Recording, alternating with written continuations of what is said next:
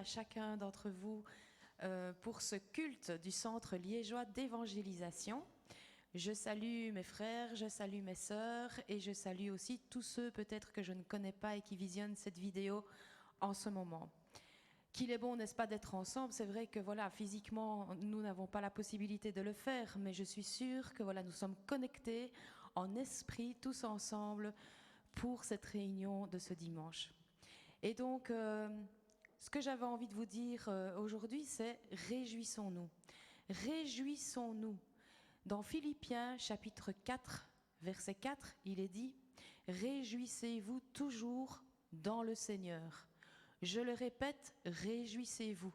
Et alors, vous allez peut-être me dire, oui, mais bon, tu as vu la situation, me réjouir, mais me réjouir de quoi? Ça ne va pas trop fort pour se réjouir et être dans la joie.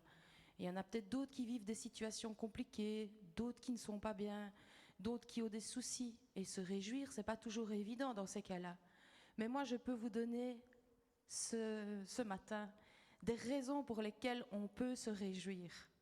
Est-ce que nous n'avons pas un Dieu formidable? Est-ce que nous n'avons pas un Dieu rempli d'amour pour nous? Est-ce que nous n'avons pas un Dieu qui a donné son Fils pour nous? Jésus est avec nous tous les jours, jusqu'à la fin. Et donc voilà, c'est vraiment ça que j'avais sur le cœur de vous partager, c'est que malgré la situation que vous vivez ce matin, malgré la situation qu'on vit tous ensemble, à l'extérieur pour le moment, réjouissons-nous, parce que c'est Dieu qui peut réjouir notre cœur.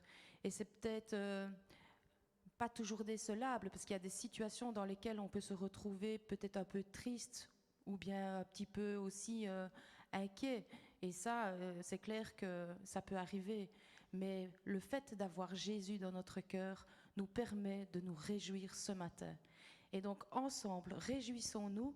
Et je vais laisser la place maintenant au groupe de chant, à nos amis, pour ensemble se réjouir. Mais avant ça, je vais prier pour cette réunion. Merci Seigneur, parce que tu es là avec nous, Seigneur, et tu veux nous parler encore aujourd'hui, Seigneur mon Dieu. Merci Seigneur, parce que tu es un Dieu rempli d'amour, tu es un Dieu qui est fidèle, qui est puissant, qui est bon. Ton nom est merveilleux, Seigneur, et ce matin, aujourd'hui, nous voulons vraiment, Seigneur, nous réjouir parce que tu es là et que tu es notre Dieu. Amen. Amen. Amen, c'est vrai. Nous voulons nous réjouir ce matin. Et nous voulons proclamer que Dieu est bon. Amen. Nous voulons vraiment le proclamer ce matin et nous réjouir dans la présence du Seigneur. Alors prenons ce cantique qui dit « Tu es bon ».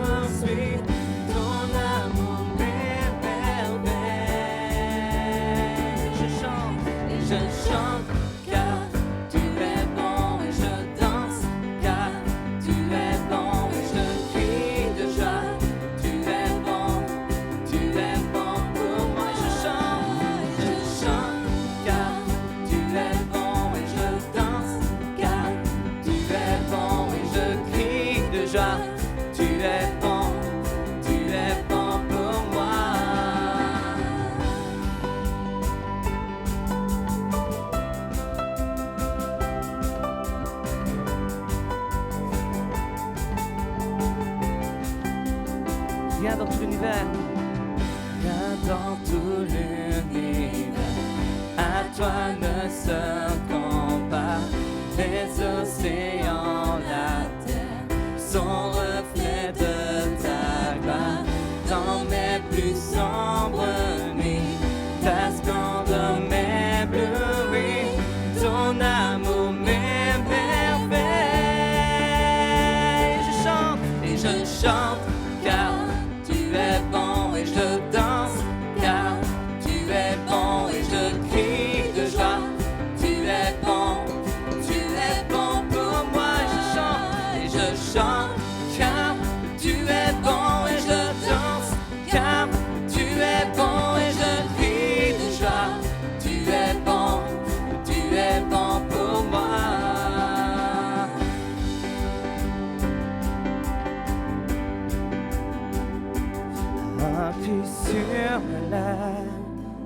ma vie te célèbre. Tu es bon, tu es bon. Vent, soleil, pluie, mon cœur te redit. Tu es bon, tu es bon. Un cri sur mes lèvres, un cri sur mes lèvres. Ma vie te célèbre. Tu es bon, tu es bon. Vent, soleil, pluie, mon cœur te redit. Oh, tu es bon, tu es bon. Encore une fois, un cri sur mes lèvres, un cri sur mes lèvres. Ma vie te célèbre. Tu es bon, tu es bon. Vent, soleil, pluie, mon cœur te redit. Tu es bon, tu es bon. Et je chante car tu es bon. Et je danse car tu es bon. Et je crie de joie. Tu es bon pour moi. Et je chante car tu es bon. Et je danse car tu es bon. Et je crie de joie. Tu es bon et je chante car tu es bon. Et je danse car tu es bon. Et je crie de joie. Tu es bon pour moi.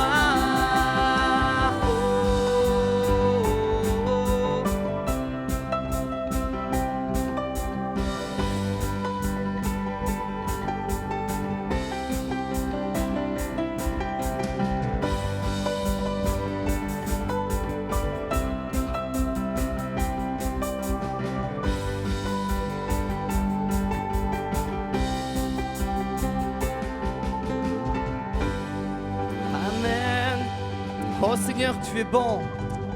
Oh Seigneur, merci Seigneur. Seigneur, merci parce que c'est toi qui combles nos vies, Seigneur. Alléluia Seigneur, merci parce que tu nous sauves, Seigneur. Merci parce que tu nous restaures, Seigneur Jésus. Oh, c'est vrai, Seigneur. Et aujourd'hui, on veut proclamer qui tu es, Seigneur. On veut proclamer qui tu es dans nos vies. Alléluia.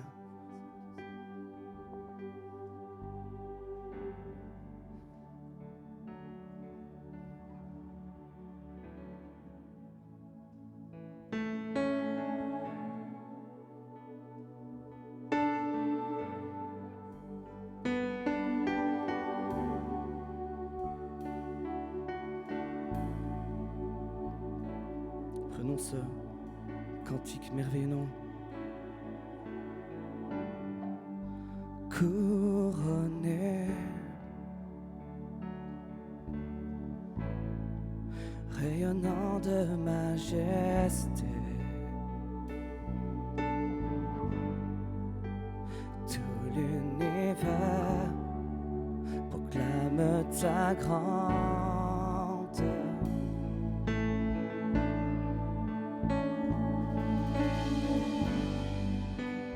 glorifié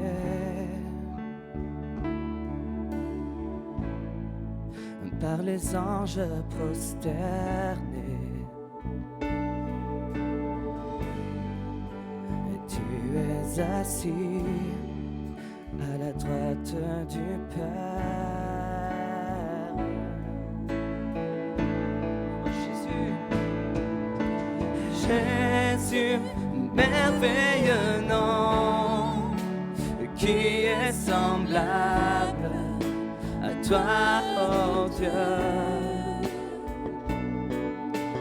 Jésus, ton précieux nom est digne d'hommage.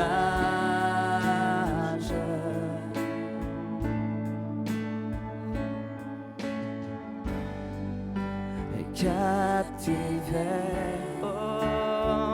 par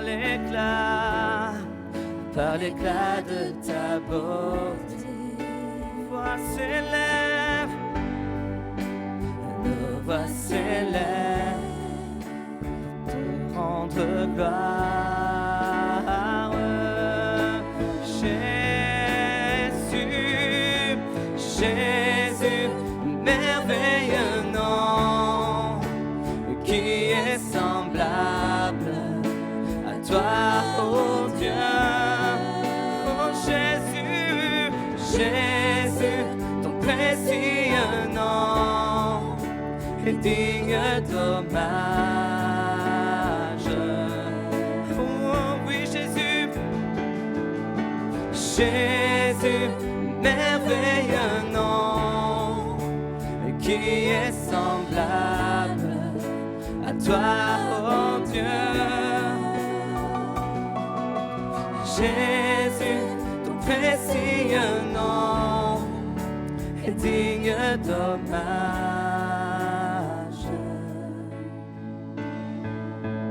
Consolateur, divin rocher, libérateur, prince de la paix, Dieu créateur, Fils bien-aimé, roi serviteur, Seigneur couronné, commencement, ultime fin, soleil levant, étoile du matin, Dieu tout-puissant, Dieu trois fois saint, Sauveur vivant, Maître souverain.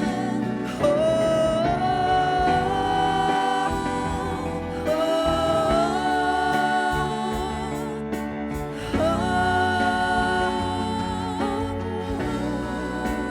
oh,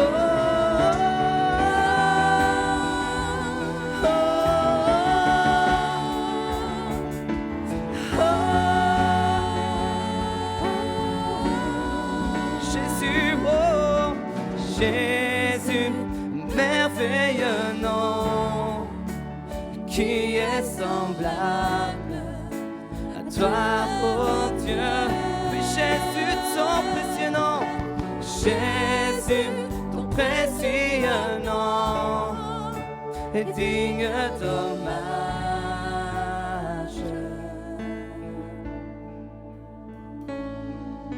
Jésus, merveilleux nom, qui est semblable à toi, oh Dieu. Jésus, ton précieux nom est digne d'hommage.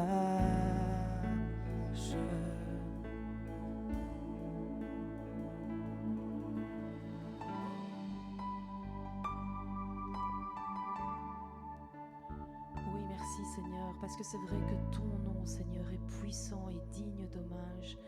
Et si vous voulez bien, on va peut-être reprendre encore une fois ce refrain.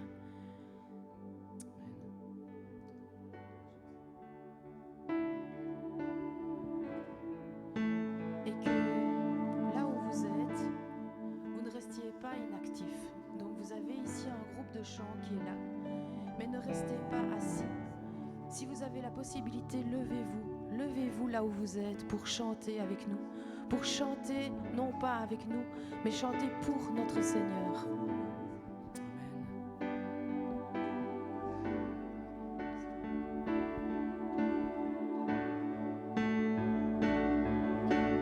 Oh, Jésus, Jésus, merveilleux nom, qui est semblable à toi, oh Dieu. Jésus, ton précieux nom est digne d'hommage. Oh consolateur, consolateur, divin rocher, libérateur, prince de la paix, Dieu créateur, Fils bien-aimé, Roi serviteur, Seigneur couronné, commencement, ultime fin, soleil levant, étoile du matin, Dieu tout-puissant, Dieu trois fois saint, Sauveur vivant, Maître souverain. Oh,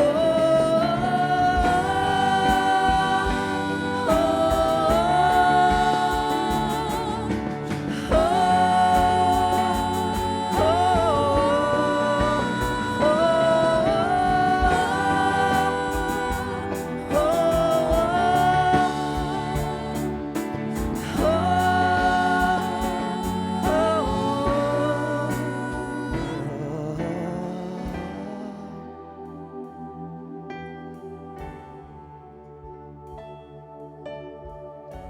Alléluia.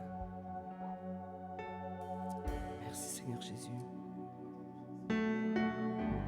Oui, c'est vrai, c'est toi le consolateur, le divin rocher, le libérateur.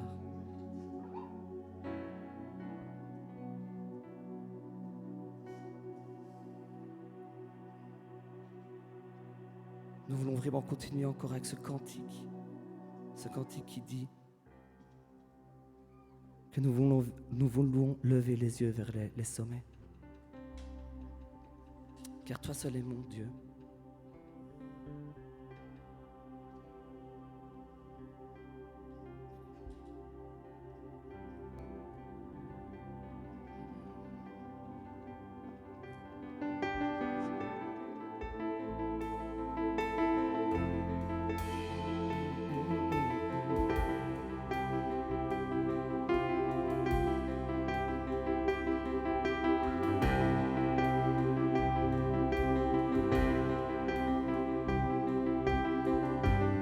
Ce matin, mon secours est en toi, Seigneur.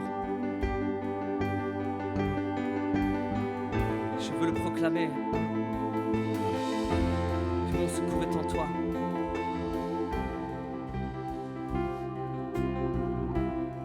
Si la lune me glace et le soleil menace, Créateur des étoiles, mon secours est en toi.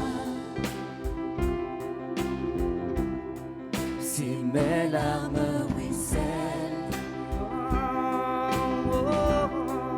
et que mon pas chancelle, Créateur de la terre, mon secours est en toi. Je lève les yeux. Je lève les yeux vers les hauts sommets. Toi seul est mon Dieu. Toi seul est mon Dieu. Oui, je proclame. Je proclamerai. Toi seul est ma force. Toi seul me restaure mon secours est en toi. Toujours tu me portes. Toujours tu me portes, jamais tu ne dors, mon secours est en toi.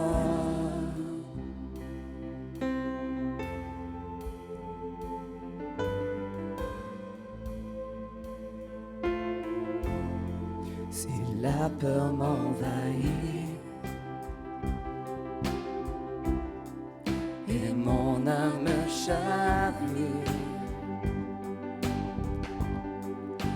créateur de la vie.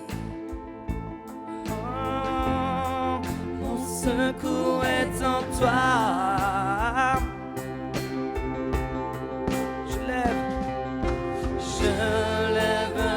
les yeux, oh, vers les hauts sommets. Oh, toi seul est mon Dieu. Je proclamerai,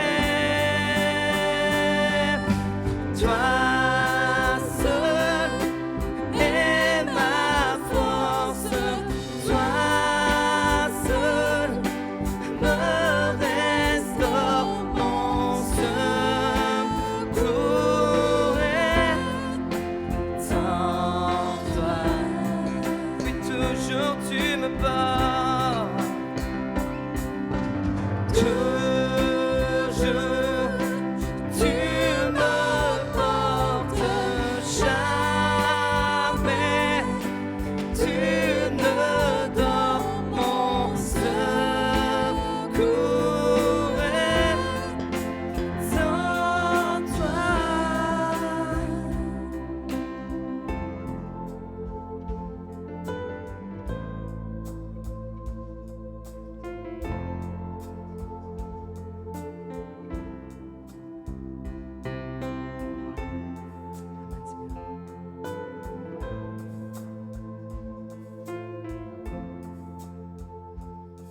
Ta victoire, mon espoir, ton chemin, mon destin, ton salut, mon refuge, tout est à toi. Ta victoire, mon espoir, ton chemin, mon destin, ton salut, ton refuge, tout est Encore une fois ta victoire. à toi.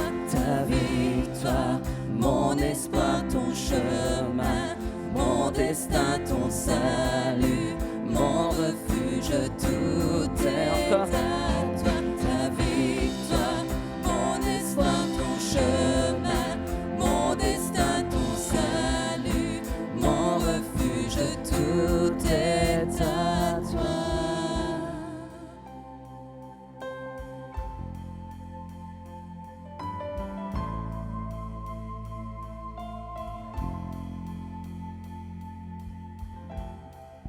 Merci pour ta présence.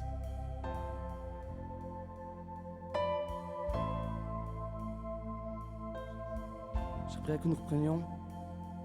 Ta victoire, mon espoir, ton chemin, mon destin, ton salut, mon refuge, tout est à toi. Ta victoire, mon espoir, ton chemin, mon destin, ton salut, mon refuge, tout est à toi. Ta victoire, mon espoir, ton chemin, mon destin, ton salut, mon refuge, tout Proclame ce matin. ta victoire, mon espoir, ton chemin, mon destin, ton salut, mon refuge, tout est encore une fois. Ta victoire, mon espoir, ton chemin, mon destin, ton salut, mon refuge, tout est à toi.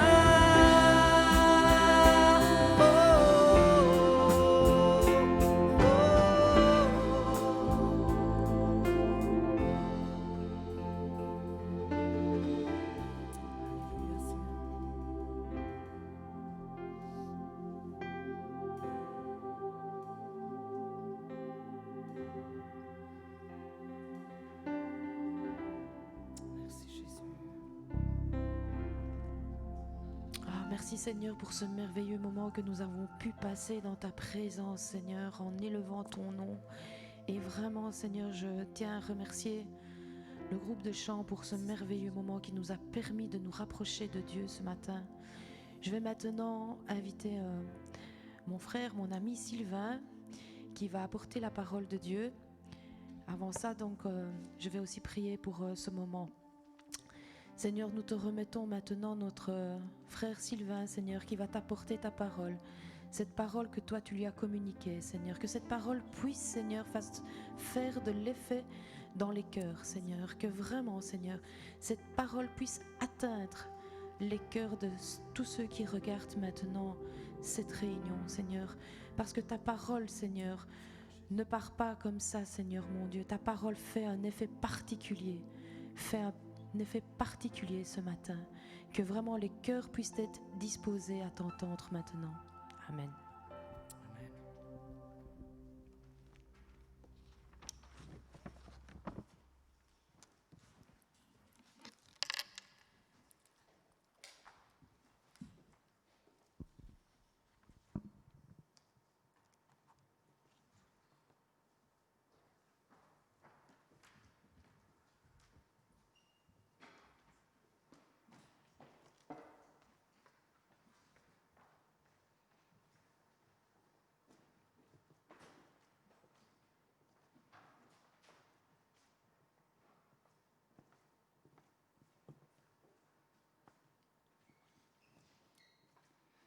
Bonjour à tous,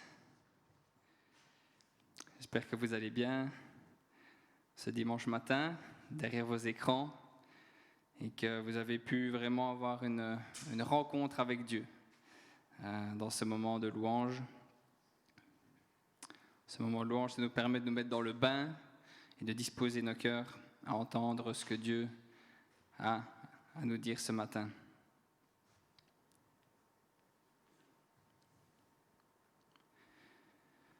Toute autorité vient de Dieu. Toute autorité vient de Dieu. C'est le titre de mon message ce matin. Alors, je ne sais pas vous, mais moi, depuis que la situation du Covid a commencé, ça fait déjà quelques mois maintenant, depuis qu'il y a eu les premières mesures de Covid, de distanciation sociale, de bulles, eh bien, personnellement, je me suis souvent posé la question, eh bien, si en tant que chrétien, enfant de Dieu, je devais respecter à la lettre toutes les mesures qui étaient énoncées. Alors peut-être qu'il y a quelqu'un là, derrière son écran, qui a su respecter toutes ces mesures à la lettre. Moi, personnellement, je n'ai pas su, je confesse. Mais voilà, ça fait quelques mois que ça dure maintenant, et je me suis souvent posé la question, tiens, qu'est-ce que Dieu pense de mon attitude quand je fais ça, peut-être quand je me permets d'élargir légèrement ma bulle sociale. Et puis récemment, ça fait quelques semaines, on commence à entendre parler de vaccins. Et nous prions que Dieu puisse faire grâce à ce monde en pourvoyant des vaccins qui nous permettent de sortir de cette période. Et en même temps, je sais que tout le monde n'est pas spécialement accueillant, on va dire, vis-à-vis de cette nouvelle des vaccins. Il y en a qui se disent déjà, je vais le faire, d'autres, surtout pas moi. Mais ça m'a amené à me poser beaucoup de questions de comment me comporter en tant qu'enfant de Dieu face aux autorités humaines, publiques, gouvernementales. Et à partir de maintenant, à chaque fois que je vais parler des autorités, je parle donc des autorités de l'État, des autorités qui nous gouvernent. Et ma question, donc, comment dois-je me comporter et mon attitude vis-à-vis des autorités plaît-elle à Dieu ou pas? Et je pense que cette question est encore plus pertinente en ces temps de la fin. Notre pasteur, les 2 derniers dimanches, a prêché aussi sur les temps de la fin. Il a parlé, si vous vous en souvenez, du son de la trompette, que nous devons nous tenir prêts aussi face à ce son de la trompette qui viendra lorsque Jésus reviendra. Et on ne sait pas comment le monde va tourner. Et en tant que chrétien, c'est très important de savoir simplement ce que la Bible dit, ce que Dieu attend de nous en ces temps de la fin et dans nos relations avec les autorités qui nous entourent. C'est donc une question qui m'a beaucoup turlupiné, comme on dit. Et en fait, simplement, j'ai fait des recherches, j'ai un peu enquêté, Peut-être vous faites partie derrière votre écran des quelques personnes à qui j'en ai parlé et j'ai voulu savoir un peu les différents avis. Donc j'ai creusé la question, j'ai cherché à savoir ce que Dieu pensait, ce que la Bible disait sur ce sujet, et je vais simplement vous partager ce que j'ai compris, ce que j'ai appris en tout cas jusqu'à présent. Et je commencerai par un premier point, qui est un point que je fais régulièrement quand je prêche, c'est un point avertissement. Avertissement pourquoi ? Parce que c'est un sujet non seulement important, mais aussi délicat, il faut le dire, dans un monde où l'autorité n'est pas toujours respectée. C'est un sujet délicat. Un verset que je cite souvent, c'est Actes 17, 11. Vous pourrez lire dans ce verset que les chrétiens de Bérée examinaient chaque jour dans les Écritures si ce qu'on leur disait était vrai. Je vous invite à aller faire de même, à aller voir dans la Bible si ce que j'ai dit est exact. Et d'ailleurs, si elle n'est pas encore prête près de vous, je vous invite à prendre votre Bible parce qu'on va ouvrir la Bible ensemble. En tout cas, prenons l'habitude vraiment d'examiner ce que nous écoutons, ça me semble essentiel. En plus, vous n'êtes pas sans savoir qu'aujourd'hui, avec les médias, parfois on entend de tout et n'importe quoi. Et on ne peut pas simplement se laisser guider comme un mouton parce qu'on entend. On a besoin d'esprit critique. Et en tant que chrétien, on a besoin d'un esprit critique à la lumière de la parole de Dieu, de ce que Dieu nous dit dans sa Bible. Par ailleurs, étant humain, comme vous, je peux me tromper, je peux aussi peut-être changer d'avis, peut-être qu'on en reparlera dans un an ou deux et mon avis aura légèrement changé. J'ai essayé du mieux que je peux d'être sensible à la voix du Saint-Esprit pour comprendre vraiment ce que Dieu attend de nous, ce qui plaît à Dieu et ce qui ne plaît pas. Mais voilà, l'avertissement est fait. Allez rechercher dans les Écritures, priez Dieu pour savoir ce que Dieu attend de nous. Alors, comment commencer ? J'avais une question, comment commencer ? Eh bien, j'en ai déjà brièvement parlé. Le bon réflexe, je crois, c'est qu'est-ce que la Bible dit sur le sujet ? J'espère que vous aussi, quand vous avez une question, au lieu d'aller voir ce que dit Internet ou les grandes personnalités peut-être de ce monde, que vous allez voir ce que la Bible dit sur le sujet. Et aujourd'hui, on a plein d'outils pour savoir ce que la Bible dit sur différentes questions qu'on peut se poser. La Bible, pour ceux qui ne le savent pas, en tant que chrétien, enfant de Dieu, citoyen du ciel, eh bien c'est la parole de Dieu et ça devrait être en tout cas notre première autorité. Ainsi, nous allons ouvrir la parole de Dieu ensemble et je vous invite à prendre avec moi Romains chapitre 13, donc l'épître aux Romains chapitre 13. Nous allons lire les versets 1 à 7.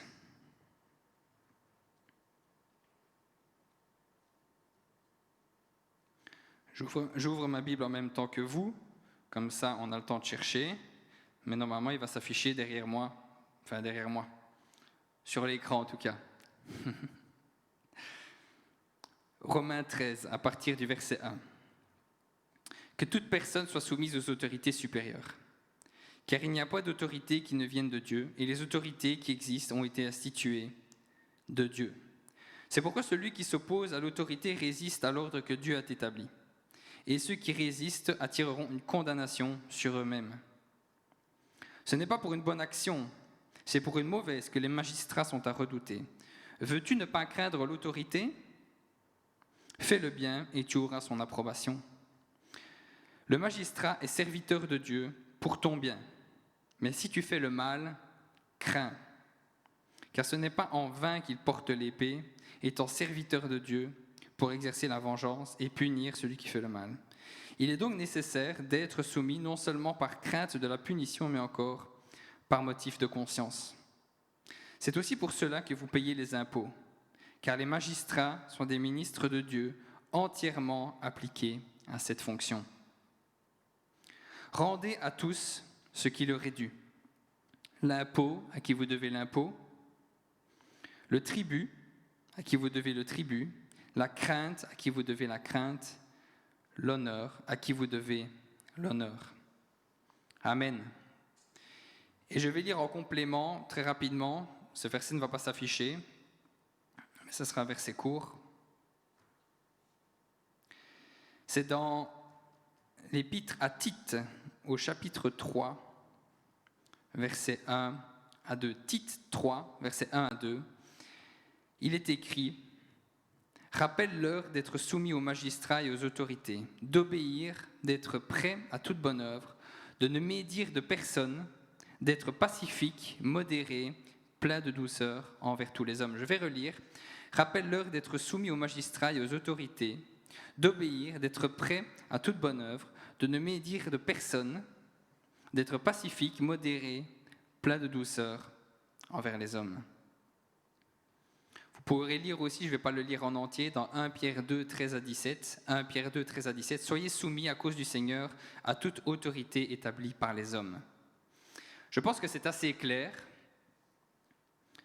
On comprend très rapidement que Dieu nous dit de nous soumettre aux autorités humaines car elles ont été instituées par lui. Dieu nous dit de nous soumettre aux autorités humaines car elles sont instituées par lui. C'était mon premier point. Maintenant,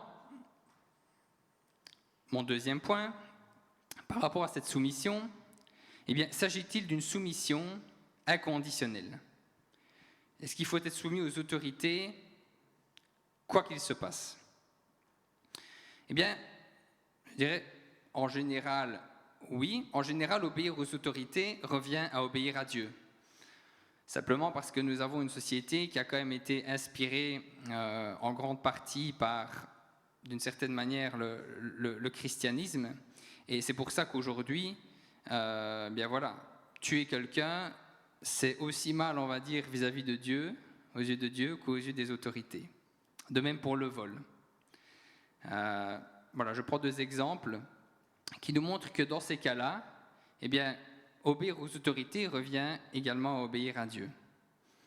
Par exemple, si on approfondit un peu dans le cadre du vol sous ses différents aspects, ça signifie aussi que le travail en noir, pour devenir un peu plus concret, ou le téléchargement illégal, qui sont assimilés à du vol, sont une désobéissance, du coup non seulement aux autorités, mais aussi à Dieu. Et je fais une petite remarque par rapport à ça, c'est que la petite phrase « mais tout le monde le fait, donc pourquoi est-ce que je ne pourrais pas le faire ?» n'est pas un argument valable aux yeux de Dieu. Obéir aux autorités, c'est obéir à Dieu. Mais il est vrai qu'il peut arriver qu'il y ait un conflit. Premièrement, il se peut que les autorités n'interdisent pas quelque chose qui déplaît à Dieu. Par exemple, le péché sexuel, de manière générale, la pornographie, ou un autre exemple qui n'a rien à voir, l'avortement, ce sont des choses qui en soi ne sont pas interdites par l'État, ou en tout cas dans une certaine mesure pour l'avortement, mais évidemment nous savons en tant qu'enfants de Dieu que ce sont des choses qui déplaisent à Dieu, et donc forcément, être soumis aux autorités ne signifie pas que je peux faire tout ce qui n'est pas interdit, parce que notre première référence, notre première autorité, ça reste Dieu. C'est Dieu qui nous dit de nous soumettre aux autorités, mais Dieu reste la première autorité. Deuxièmement, il se peut que les autorités déclarent une interdiction ou une obligation qui m'amènerait à désobéir ou à pécher contre Dieu. Et on peut voir quelques exemples dans la parole de Dieu. Je vais brièvement citer dans Exode 1,17, ce moment où les sages-femmes en Égypte craignent Dieu et refusent d'obéir à l'ordre de Pharaon de tuer les bébés garçons. On peut lire dans Daniel 3, 16 à 18, le moment où Shadrach, Meshach et Abednego refusent d'adorer la statue d'or du roi Nebuchadnezzar. Ils décident de ne pas se compromettre, de rester fidèles à Dieu. Du coup, ils désobéissent à l'autorité. On peut lire dans Daniel 6, 7 à 10, le moment où Daniel refuse d'obéir à un décret qui l'oblige à élever des prières vers le roi Darius plutôt qu'à son Dieu. Il finit d'ailleurs à ce moment-là dans la fosse aux lions et Dieu l'en délivre.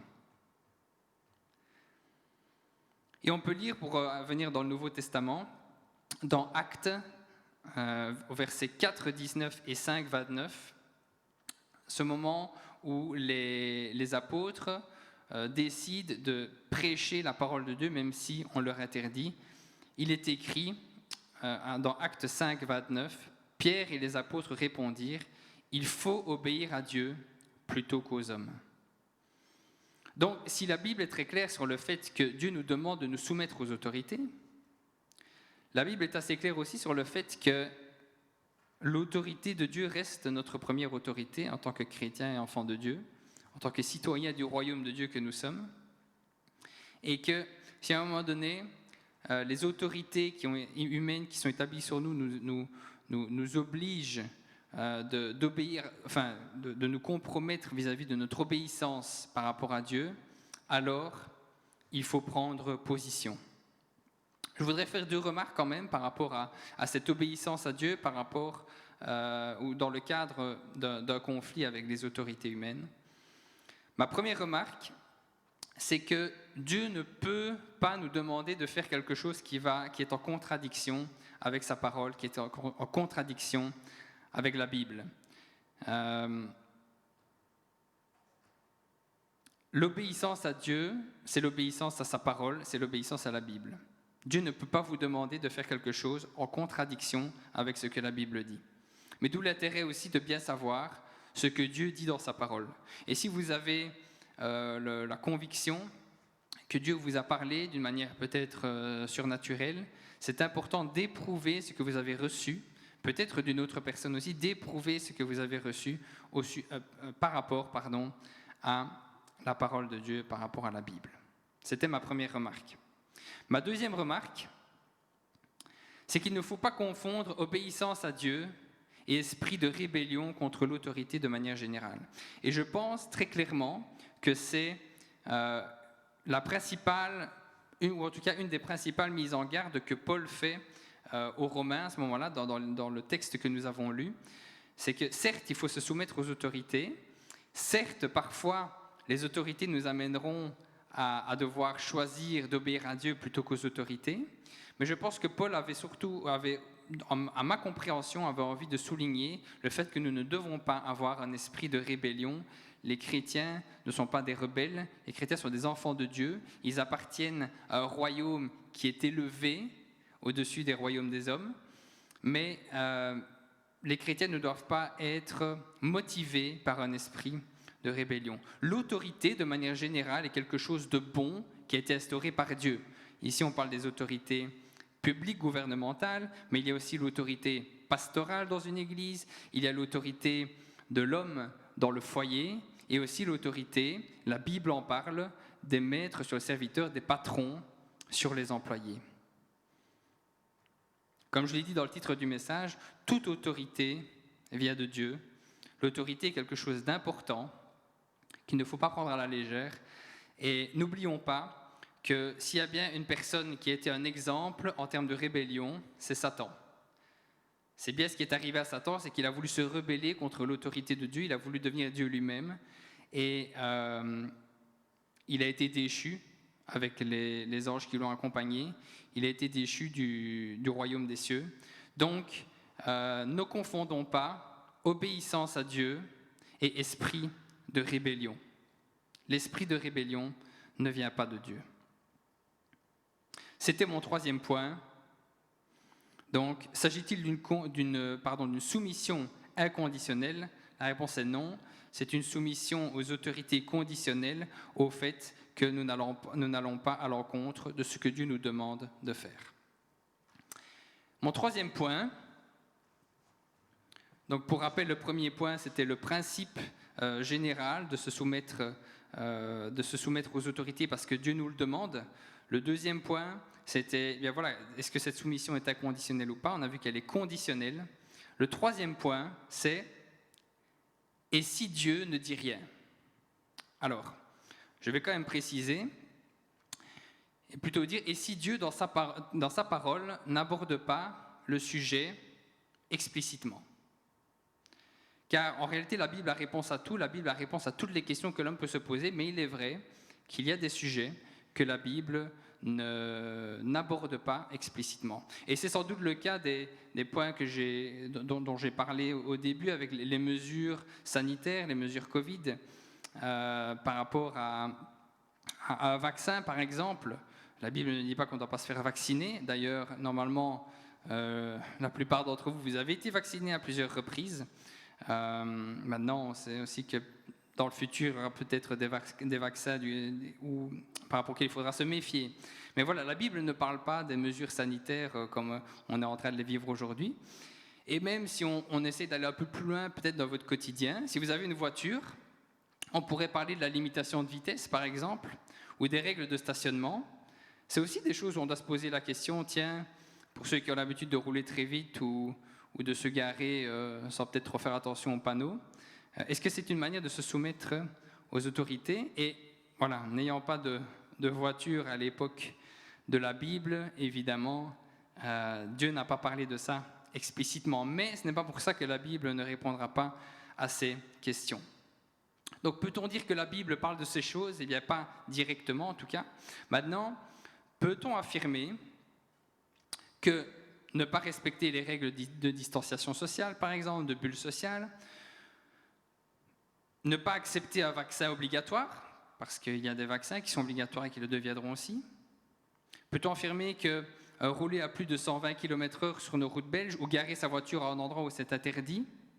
Est-ce qu'on peut affirmer que ces attitudes sont des attitudes qui nous font pécher contre Dieu? À mon sens, il est difficile de dire un oui catégorique. Ce qui est sûr, et la Bible est très claire là-dessus, c'est que s'il n'y a pas de conflit avec l'obéissance à Dieu, notre attitude par défaut doit être l'obéissance aux autorités, car cela plaît à Dieu. Ça doit être notre attitude par défaut. Un acte de désobéissance ne doit jamais être spontané, parce que notre attitude par défaut doit être ce que Dieu nous commande dans Romains 13, « Soyez soumis aux autorités, car elles ont été instituées par Dieu. » Cependant, nous pouvons admettre qu'on est en droit parfois de ne pas être d'accord avec les autorités, avec des lois qui sont publiées. On peut ne pas être d'accord. Parfois, il y a dans certains pays comme la Suisse, il y a des référendums où les citoyens ont le droit de dire s'ils sont pour ou contre une loi.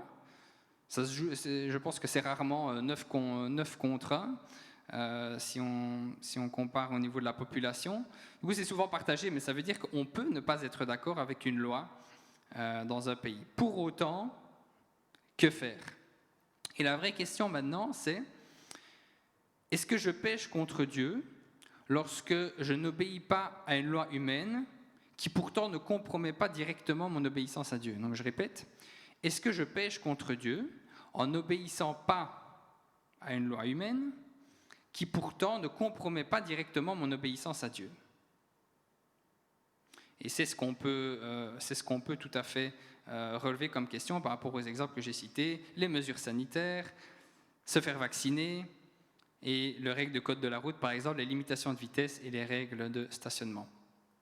Alors peut-être vous allez être déçus, mais je ne m'apprête pas à vous dire oui ou non, parce que je pense que chacun de vous a la réponse. Mais je vais exposer quelques questions qui nous aideront à savoir si notre attitude face aux autorités déplaît à Dieu ou pas.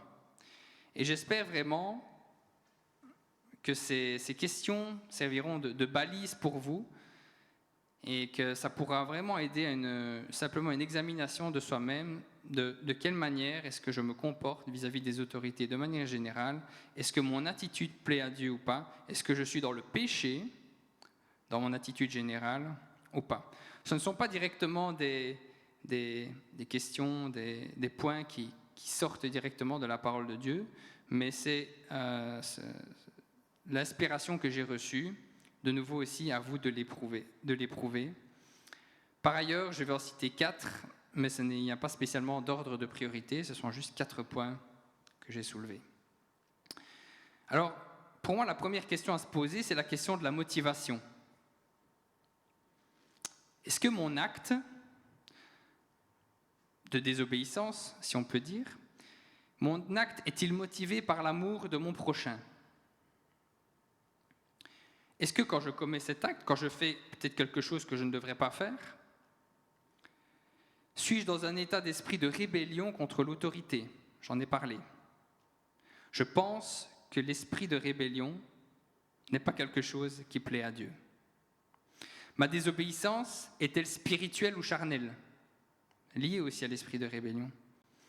Est-ce que dans les décisions que je prends par rapport aux règles en vigueur, est-ce que je suis influencé par le monde, par les gens autour de moi, parce que tout le monde fait, ou est-ce que je suis influencé d'abord par le Saint-Esprit, par la parole de Dieu? C'était la première question, la première balise, la question de la motivation. La deuxième question, ce serait la question du danger. Et je pense que c'est une question importante à se poser. Peut-être que Dieu n'interdit pas quelque chose de spécifique, mais est-ce qu'en commettant un certain acte, est-ce que vous créez un danger? Est-ce que vous provoquez un danger pour quelqu'un? Est-ce que vous mettez la vie de quelqu'un en danger? Je pense que ça ne plairait pas à Dieu que même si nous sommes dans nos droits, nous mettions la vie de quelqu'un en danger. Et même votre propre vie par ailleurs. Parce qu'en tant qu'enfant de Dieu, votre vie ne vous appartient pas, elle a été rachetée à un grand prix, et ça ne plaît pas non plus à Dieu s'il ne s'agit que de votre vie que vous mettez en danger. Le troisième point, ce sera la question du témoignage. C'est très important. Est-ce que dans la manière dont vous vous comportez de manière générale face aux autorités, est-ce que vous êtes un bon témoignage? Est-ce que je suis une occasion de chute pour quelqu'un? Est-ce que quelqu'un, en me voyant, va être mal influencé? Ou va se dire, mais c'est quoi ces chrétiens protestants, évangéliques? Déjà, protestants, on sait qu'ils protestent. Et en plus, ils se mettent à se rebeller contre l'autorité. Est-ce que c'est ça l'exemple qu'on veut donner quand Jésus nous dit d'être la lumière du monde? Est-ce que c'est ça, être la lumière du monde? La lumière du monde, c'est avant tout être un exemple de soumission aussi à l'autorité. Oui, pas une soumission inconditionnelle, nous l'avons vu, mais par défaut, un exemple de soumission. Et le quatrième point, ce sera la question de la sagesse. Est-ce que mon acte est sage aux yeux de Dieu? Et je pense que parfois notre conscience nous répond, nous aide à comprendre. Est-ce que c'est vraiment sage ce que je suis en train de faire? Oui, je suis peut-être dans mes droits. Est-ce que c'est sage? Je vais répéter donc ces différentes questions que l'on peut se poser lorsqu'il y a peut-être une loi avec laquelle nous ne sommes pas entièrement d'accord et la Bible n'est pas claire là-dessus. Ce n'est pas spécialement désobéir à Dieu que de me soumettre à cette loi. Et pour autant, nous ne savons pas comment l'avenir va se passer. Posons-nous ces questions. La question de la motivation. Qu'est-ce qui motive mon cœur? Est-ce que c'est l'amour ou est-ce que c'est la rébellion? Est-ce que je crée un danger pour quelqu'un? Est-ce que je suis un bon témoignage? Est-ce que je suis un digne ambassadeur et représentant du royaume de Dieu?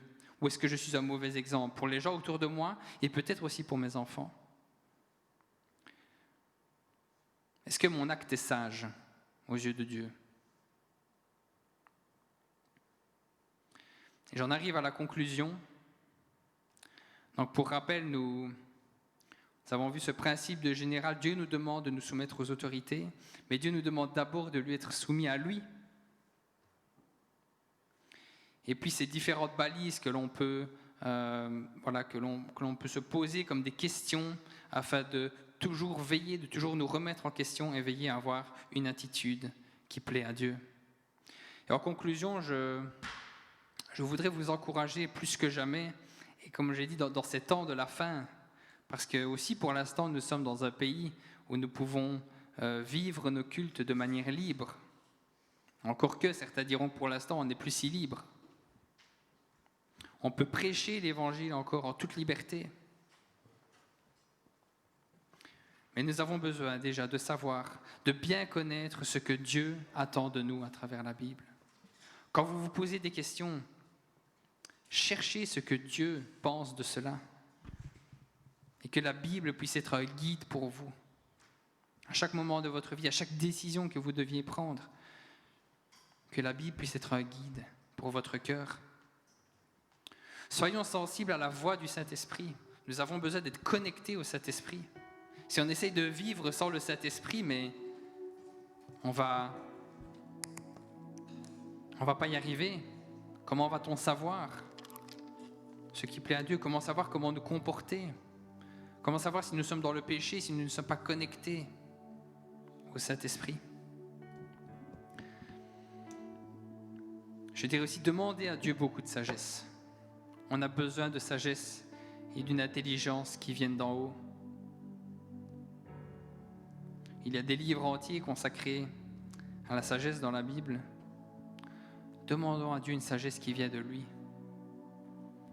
Parce que face aux autorités, mais peut-être parfois au travail, dans les différents domaines que vous rencontrez, dans les différents domaines où vous êtes en action, où vous avez des personnes avec qui vous êtes en contact, on a vraiment besoin de sagesse pour toujours nous comporter comme des enfants de Dieu dignes du royaume de Dieu, qui sont des lumières pour ce monde. Ce monde a besoin de lumière. Ce monde n'a pas besoin de contre-exemples, de personnes qui vont nous égarer. Ce monde a besoin de chrétiens qui seront la lumière du monde, qui vont pouvoir montrer la bonne voie, le bon chemin, qui vont pouvoir transmettre l'amour de Dieu, manifesté à travers Jésus. Et je termine par là. J'ai peu évoqué le nom de Jésus jusqu'à présent, mais je veux nous rappeler que ça reste l'essentiel, la base, le fondement. C'est le centre de tout. S'il n'y a pas Jésus, mon message est vide. Parce que si Jésus est mort pour mes péchés et est ressuscité, c'est pas pour que je fasse n'importe quoi. C'est pour que je sois son témoin fidèle et que je sois un exemple dans ce monde, autant pour mes frères et sœurs en Christ, pour mes enfants, mais aussi pour toute personne autour de moi qui me regarde, même si je ne m'en rends pas compte. Jésus n'est pas mort pour que je fasse n'importe quoi. Il est mort et ressuscité pour que je sois un témoin digne du royaume de Dieu. Et je terminerai par ça. Et surtout, au-delà de tout ce que j'ai dit, que Jésus soit notre exemple. Jésus nous dit, viens et suis-moi. Jésus m'a dit, viens et suis-moi. Jésus te dit, toi qui es derrière ton écran, viens et suis-moi. C'est ce que Jésus te dit ce matin. Que Jésus soit ton exemple. Et si tu te demandes comment suivre l'exemple de Jésus, eh bien son histoire est racontée dans la Bible. Merci Seigneur, merci. Merci à notre Dieu qui nous a laissé ces magnifiques témoignages des évangiles de Matthieu, Marc, Luc et Jean, où nous pouvons voir l'attitude que Jésus a eue de manière générale et aussi face aux autorités. Jésus est l'exemple parfait. Et c'est si chacun est fixé sur Jésus, a les regards fixés sur Jésus, c'est comme ça que nous pourrons être des vrais exemples. Ne cherchons pas à être des exemples pour nous-mêmes, mais cherchons à être des exemples qui pointent vers Jésus. Le but, ce n'est pas que le monde nous regarde. Le but, ce n'est pas que le monde nous regarde, mais que le monde, en nous regardant, soit directement renvoyé vers Jésus.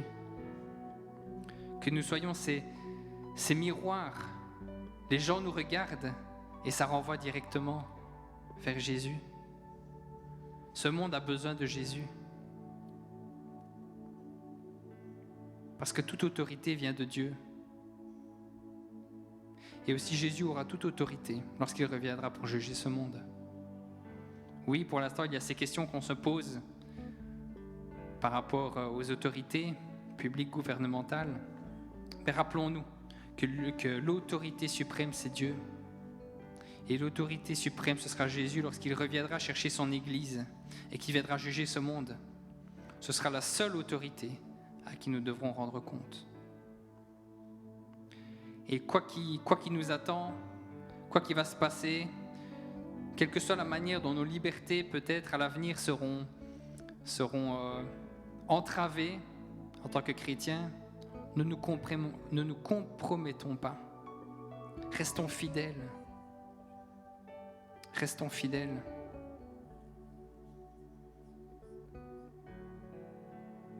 Soyons prêts à donner notre vie pour Jésus parce que lui a donné sa vie pour toi. N'oublie jamais, au-delà de tout ce que j'ai dit, que si tu as accepté Jésus dans ton cœur, tu es avant tout un citoyen du royaume de Dieu. Et tu sais quelle est ton autorité. Père bien-aimé, nous nous soumettons à toi. Merci pour ta parole précieuse. Merci parce que c'est un trésor pour nos vies. Nous n'avons aucune excuse parce que tu nous as laissé ta parole.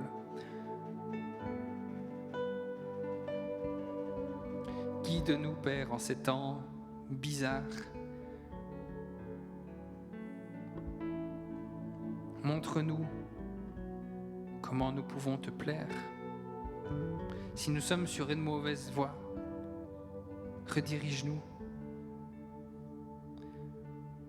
Équipe-nous, Père, et transforme-nous afin que nous soyons des dignes représentants de ton royaume, des dignes témoins de Jésus. Quand les gens nous voient, ils ne soient pas mal influencés et qu'ils ne soient pas non plus amenés à nous regarder nous, mais que nous puissions être des balises qui renvoient vers Jésus, des flèches qui montrent Jésus. Merci Jésus pour l'exemple parfait que tu as été, parce que lors de ta vie sur terre, tu nous as montré comment vivre dans la sainteté. Tu as été parfait du début à la fin. Merci pour l'exemple merveilleux que tu es. Et tu nous as dit, viens et suis-moi. Nous voulons te suivre, Seigneur. Ce monde va où il veut aller, mais nous voulons te suivre.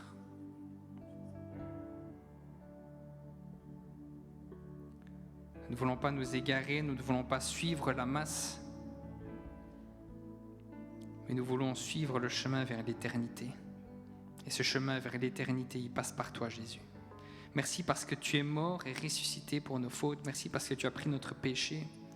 Merci parce que nous devions aller à la mort, mais tu es mort pour nous, Jésus, afin que nous puissions avoir la vie à travers ta résurrection.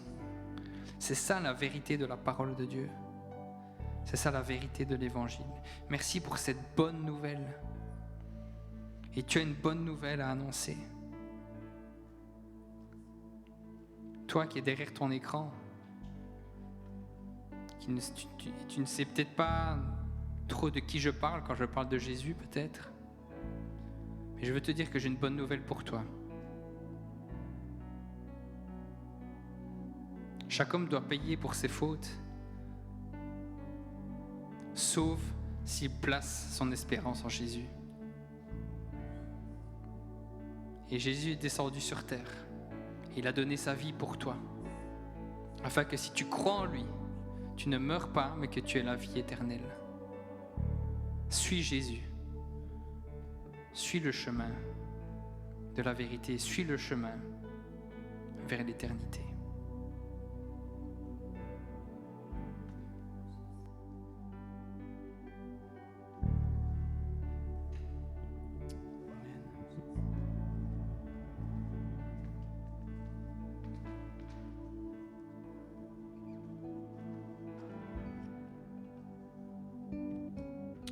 Merci Sylvain, merci Seigneur pour cette parole.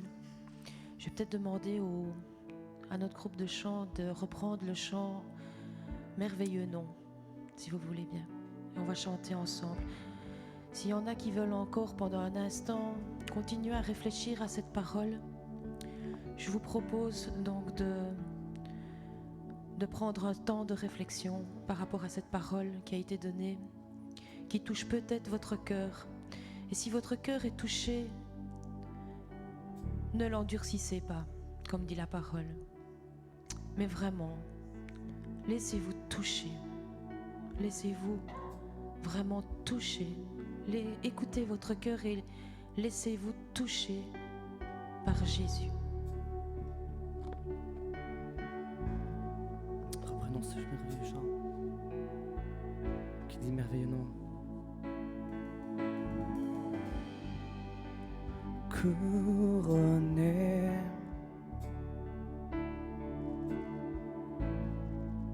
rayonnant de majesté, tout l'univers proclame ta grandeur.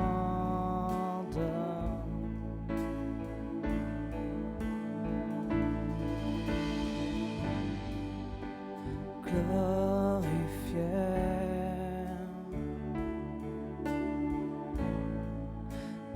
les anges prosternés.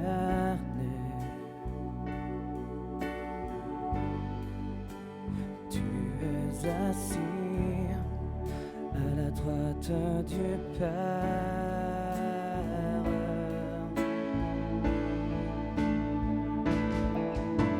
Jésus, merveilleux nom, qui est semblable à toi, ô Dieu.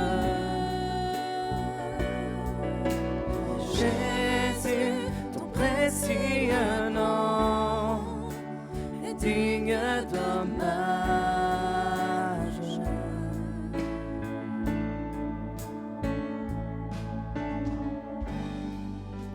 Captivé, oh,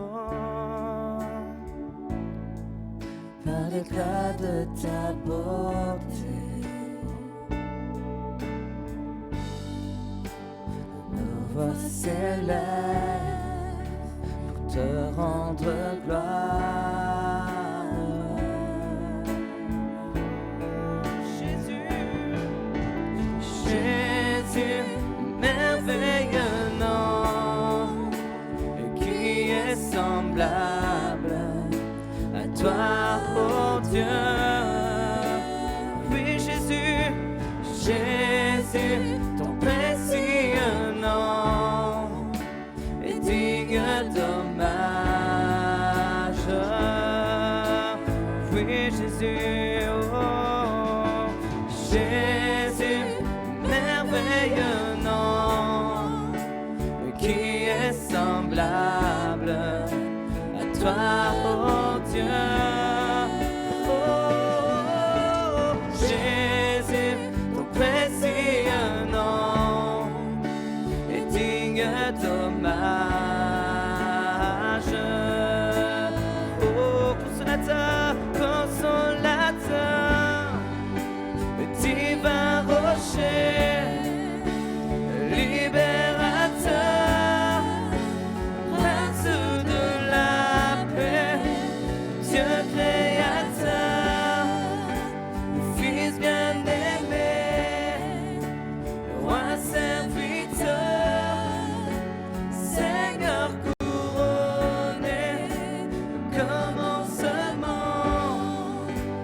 ultime fin, soleil levant, étoile du matin, Dieu tout-puissant, Dieu trois fois saint, sauveur vivant, maître souverain. Oh, oh, oh,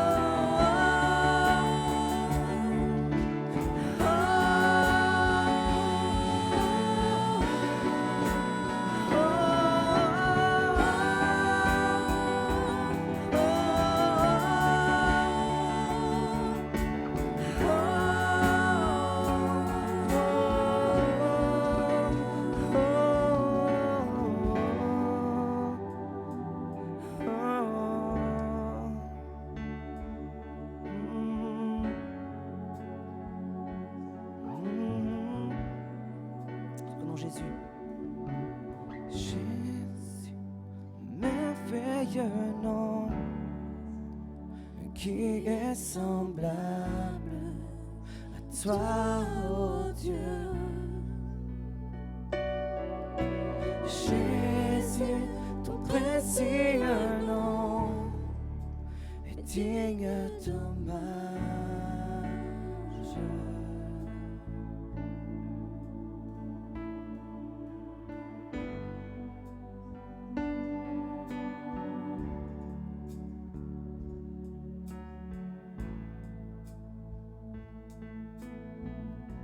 Alléluia, Seigneur. Merci, Seigneur, de nous permettre, Seigneur, de garder cette parole, Seigneur, maintenant, Seigneur, que nous avons reçue, Seigneur, et de la mettre en pratique, Seigneur, dans nos actes quotidiens, Seigneur, et de nous en rappeler, Seigneur, par ton Saint-Esprit, à chaque fois que nous allons être amenés, Seigneur, à des situations de prise de conscience par rapport aux autorités, que ta parole, Seigneur, demeure en nous.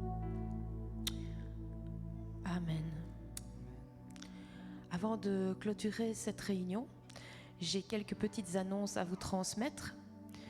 Tout d'abord, on a pour habitude, quand on se voit ici en présentiel, de participer à la collecte. Donc, on donne nos offrandes, nos dîmes.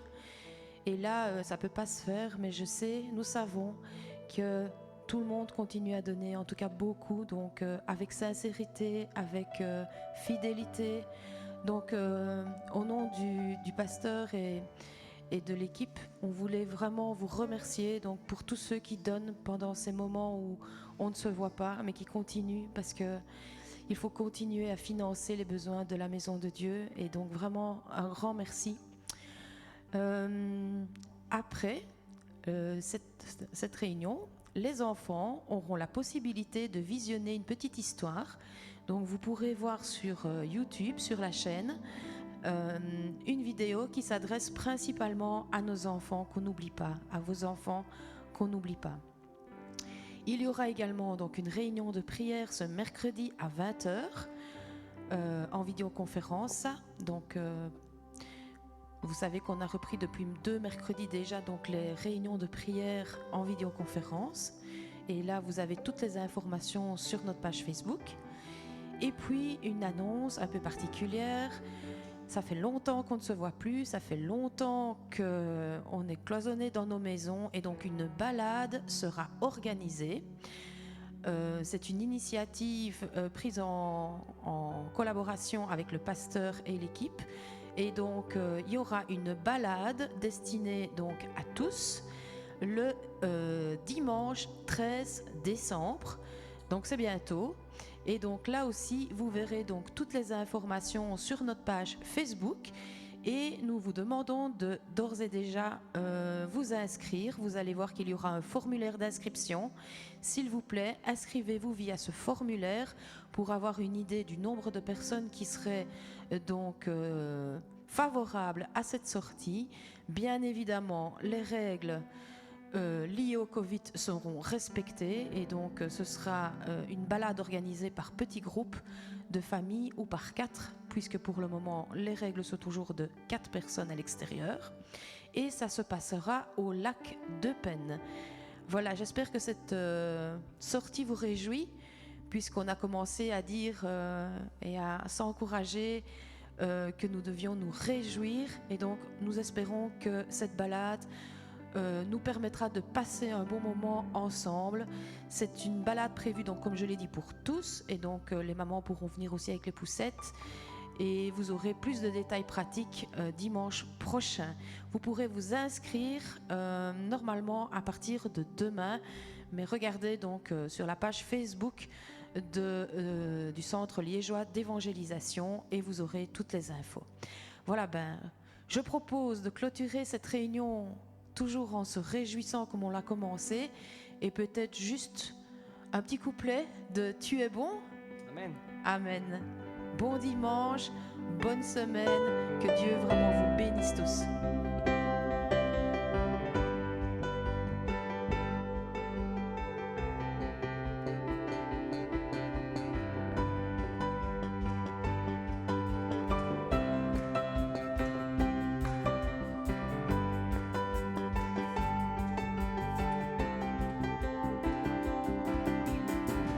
Je veux le proclamer du sommet des montagnes.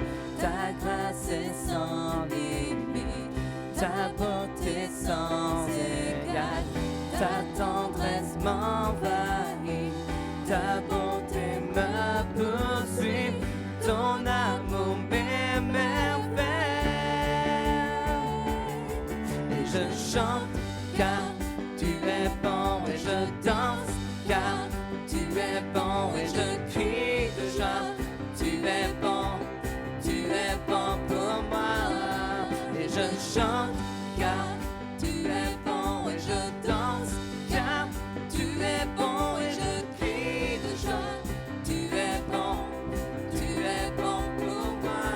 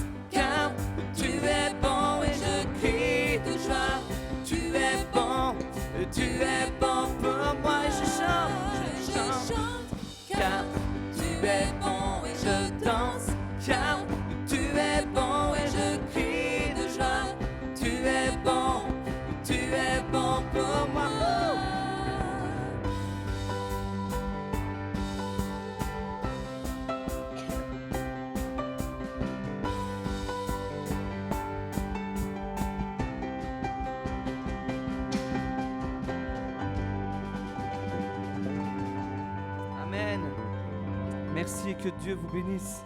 Bon dimanche à tous.